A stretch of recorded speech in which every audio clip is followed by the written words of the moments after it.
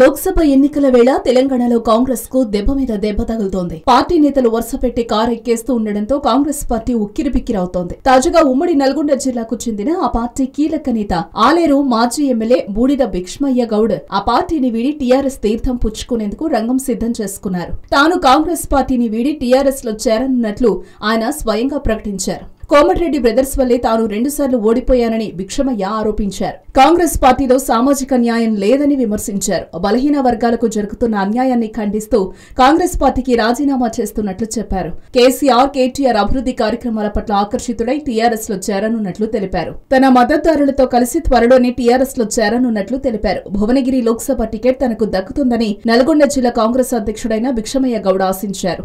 అయితే తనను కాదని కోమటిరెడ్డి వెంకటరెడ్డికి టికెట్ ఇవ్వడంతో ఆయన పార్టీ వీడాలని నిర్ణయం తీసుకున్నట్లు తెలుస్తోంది. కోమటిరెడ్డి వెంకటరెడ్డి శుక్రవారం నామినేషన్ దాఖలు చేసిన సమయంలో ఆయన వెంట భిక్షమయ్య గౌడ్ కూడా ఉన్నారు. ఇప్పుడు ఆయన టీఆర్ఎస్ గూటికి జంప్ కావడం ఎన్నికల వేళ కోమటిరెడ్డి వెంకటరెడ్డికి గట్టి ఎదురుదెబ్బగా పరిగణిస్తున్నారు. ఉమ్మడి నల్గొండ జిల్లాలోనూ కాంగ్రెస్ పార్టీకి నష్టం జరుగుతుందని అంచనా వేస్తున్నారు.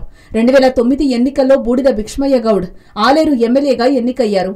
2014 ఎన్నికలతో పాటు 4 నెలల క్రితం జరిగిన తెలంగాణ అసెంబ్లీ ఎన్నికల్లోనూ ఆయన అక్కడి నుంచి పోటీ చేసి ఓడిపోయారు. ఈ నేపథ్యంలో లోక్సభకు పోటీ చేయాలని భావించినా సీటు దక్కకపోవడంతో కోమటిరెడ్డి బ్రదర్స్ తో పాటు కాంగ్రెస్ కి షాక్ ఇస్తూ పార్టీ వీడారు. హలో, మిమ్మల్నే యోయో టీవీ యాప్ డౌన్లోడ్ చేసుకున్నారా? ఇంకా లేదా? మీ యాప్ స్టోర్ కి వెళ్ళి వెంటనే డౌన్లోడ్ చేసుకోండి.